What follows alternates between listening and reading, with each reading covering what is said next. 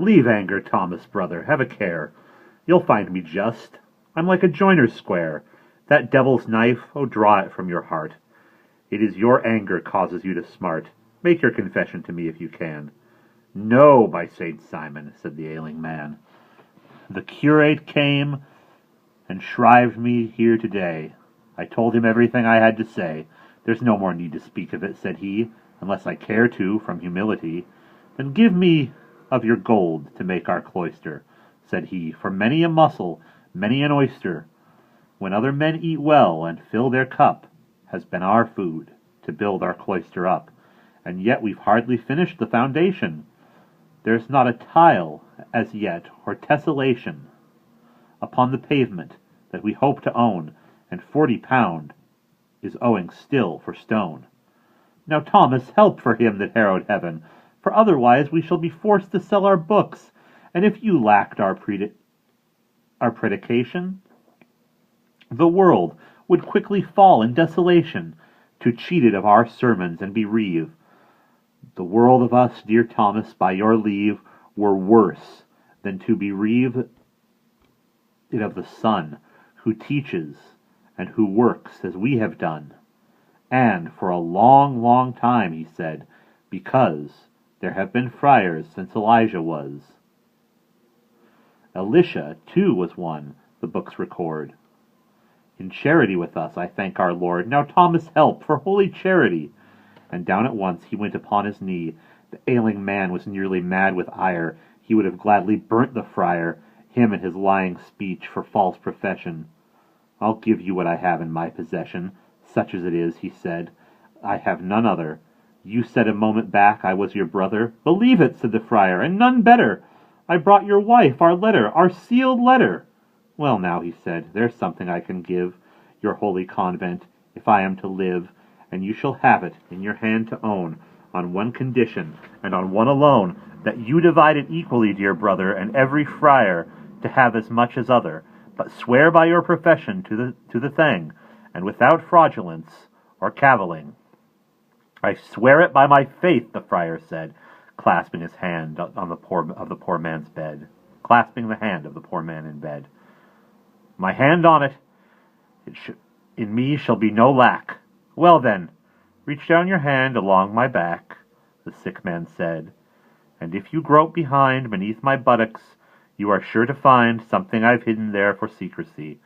Ah, thought the friar, that's the thing for me, and down he launched his hand and searched the cleft, in hope of finding what he had been left. When the sick man could feel him here and there, groping about his fundament with care, into the friar's hand he blew a fart. There never was a farm horse drawing cart that farted with more prodigious sound. Mad as a lion then, the friar spun round. You treacherous lout, he cried, God's bones and blight! You did it on purpose! It was done for spite! You shall pay dearly for that fart, I say! The sick man's servants, hearing the affray, came leaping in and chased away the friar, and off he went, still spluttering with ire, to find his comrade, where he kept his goods. He looked like a wild boar out of the woods, gnashing his teeth. He was so furious, he strode along toward the manor house, where lived a man of honor and possession, who used to seek the friar in confession. This worthy man was the manorial lord, and he was sitting eating at his board. In came the friar in a towering rage, almost past speech for anger at that stage. But in the end, God bless you, sir, said he. The lord stared back. Hey, Benedicti! It's Friar John. What sort of world is this? It's plain to see that something's gone amiss. You look as if the wood were full of thieves. Sit down and tell me what it is that grieves you so. I'll settle it for you if I can. I've had the greatest insults, said the man. Down in your town today, God give you joy. No gutter snipe in all the world, no boy, but would be shocked at it, no serf at tillage, at what I had to suffer in your village. It's an abomination most unpleasant. What shocks me most of all, this hoary peasant even blasphemed our holy convent, too. Now, master, said the lord, I beg of you. No master, sir, he said, your servitor, although the schools did me that honor, sir. But still, God wishes not that men should call us rabbi either, here in your large hall, or in the market. Never mind, said he, Tell me your trouble. Sir, there was done to me, and to my order too, an odious wrong, per consequenzen, to all that may belong, to Holy Church itself, may God amend it. Sir, said the Lord, you know the way to end it. Keep calm. You're my confessor. I know your worth. You are the salt and savor of the earth. For love of God, be patient and unfold the matter of your grief.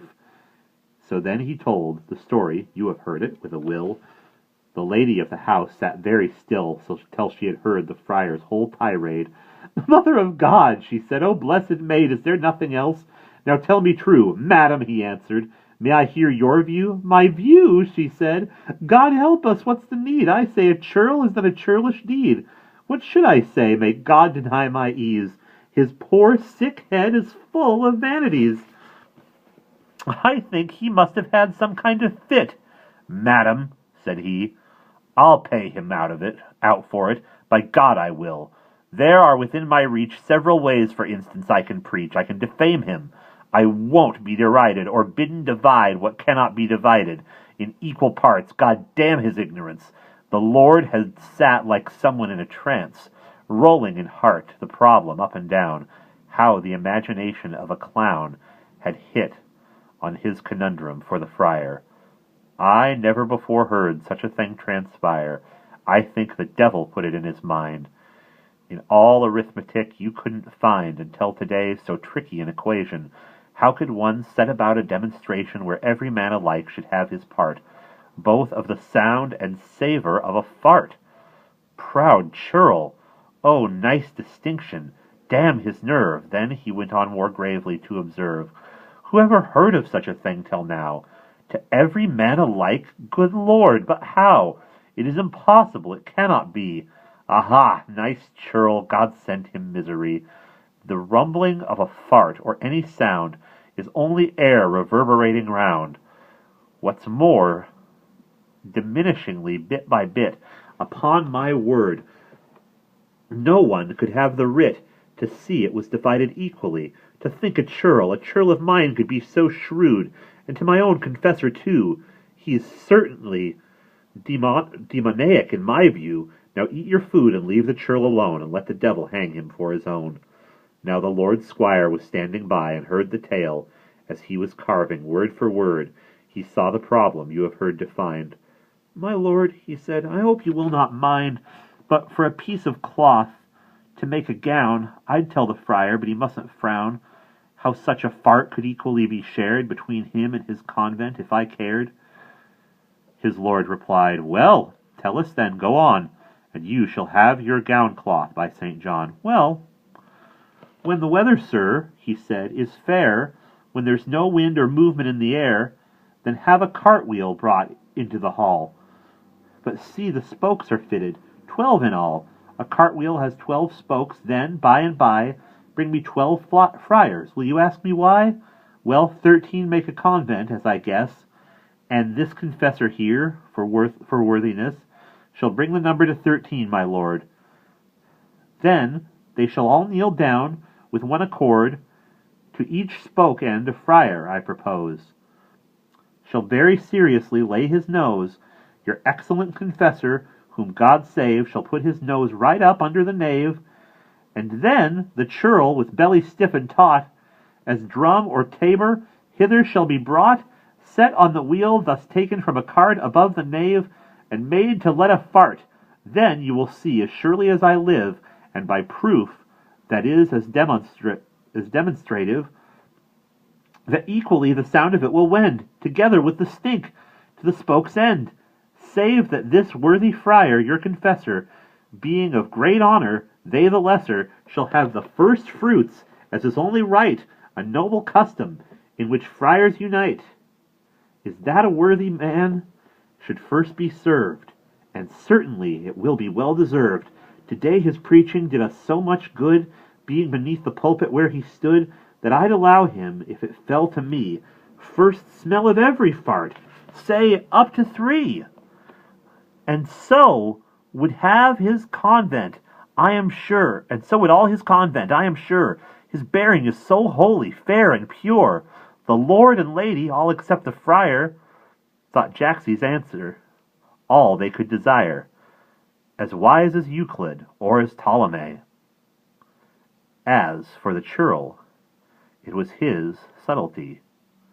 His wit, they said, to think of such a crack. He is no fool, he is no demoniac. And Jackie has acquired a new gown. My tale is done. We've almost come to town.